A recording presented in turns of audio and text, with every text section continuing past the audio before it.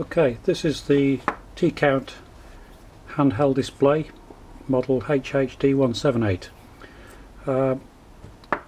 There's certain functions that you can do on this from the switch on that you can't do normally. So for example, when I switch on, I'll switch on the green button to switch on. From then I can then change the address. The address is the particular transmitter that goes with this system. So the color codes are black for 0, 1 for brown, 2 for red, this is red, and 3 is blue. So first of all I have to set up the HHD178 to talk to the particular transmitter that it's using. Okay, so I'll switch on. To do this, to change the address, I have to press the address button first. Well, this is when it's switched off. Okay, so I'll press the green button. You'll see that the digits move around 0, 1, 2, 3. That's the most significant digit. It's changing between 0 and 3.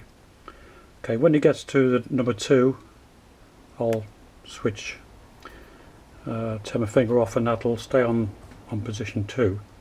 So next time I only ever have to do that once, and it will stay on that address permanently.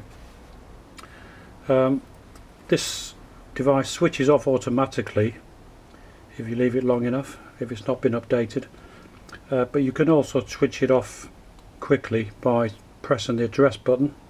So you've got the dots displayed, press the 0 and then it will blank, and the display will go to off position.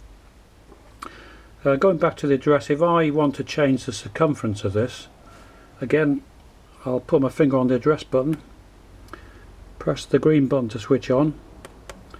Again it'll start cycling around between 0 and 3 for the most significant digit, which is the address.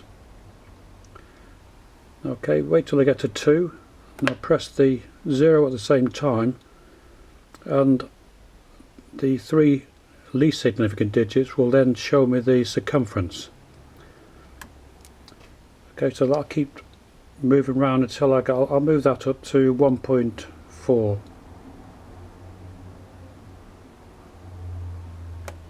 Okay, it's now waiting for the next update. So if I quickly, you have to move the magnet in the direction of the lettering on the epoxy side. Okay, so that will then start counting up.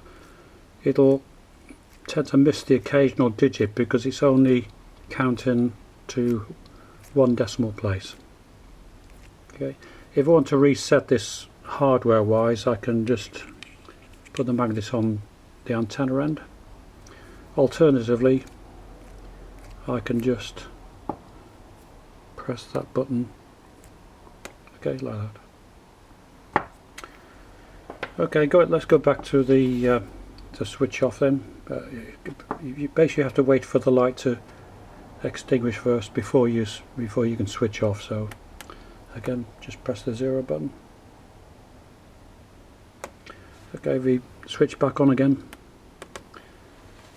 you'll see that that's now stored in its memory. Okay, so we got 1.39. Just to prove it's counting now.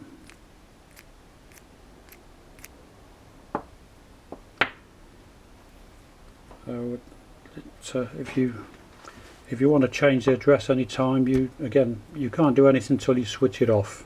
Again, you either wait for it to switch off automatically, or you do it this way, address, and press the 0 button. So I might want to change the address over to address 1, so it'll be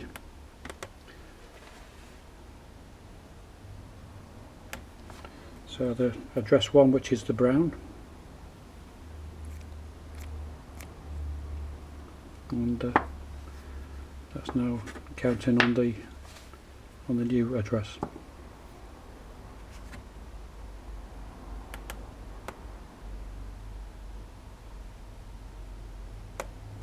Okay, that's about it.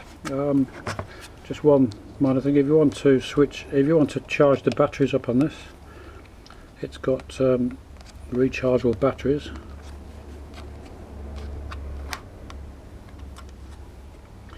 Just undo that slightly.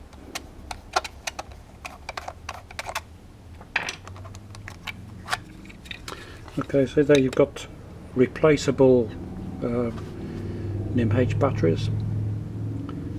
They must be connected to a 12 volt DC, so it'll be a 2.1mm 12 volt DC connector, so it has to be a regulated 12 volts DC, and just plug it into there, and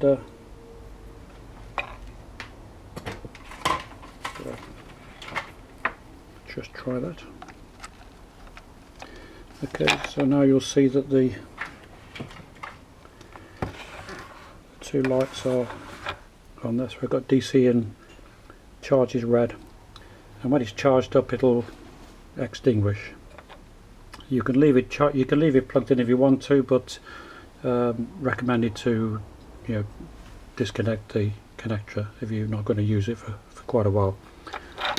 There is a certain amount of self-discharge on those batteries, so if you've not used this for months, just be prepared to top up the batteries before you use it on deck.